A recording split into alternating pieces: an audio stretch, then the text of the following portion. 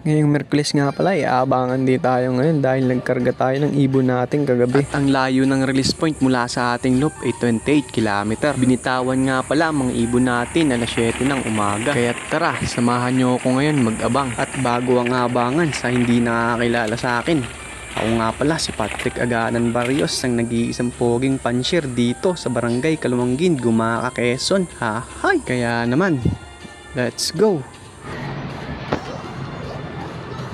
Abangan siya rin nga pala tayo.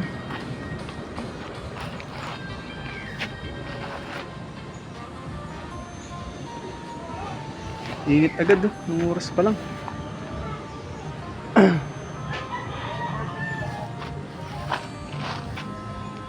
Nalpasan nga pala guys yung ibon natin alas 7, Pitogo. Mga 7:15 pa siguro may pauwian na tayo. Abangan natin.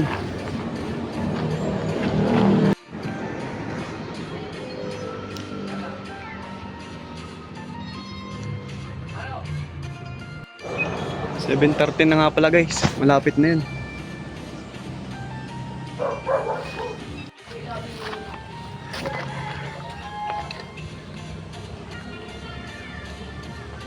Magsi 7:15 na guys. Malapit na yun sigurado. Kaya abangan natin. Tatatlo lang naman yun. Mukhang natagalan tayo guys ng ating mga ibon. Kahapon mabilis silang umuwi. Parang natagalan na yun. Kapaw 7:15 na, 16. Training lang naman yung guys. Kaya ayos lang kahit cut-off tayo.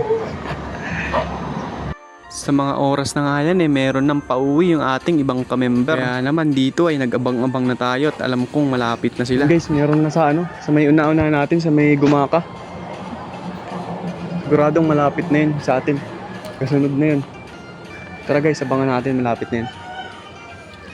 At maya-maya nga lang nagdatingan na sila dito. Dito na guys.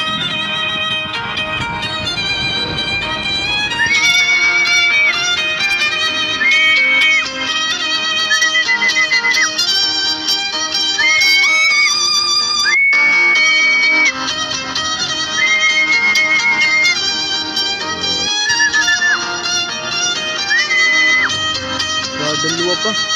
Kulang tayo. At sa mga oras na nga yan, kulang tayo ng isa. Pero maya-maya lang nung nagpapakain tayo, bigla din dumating.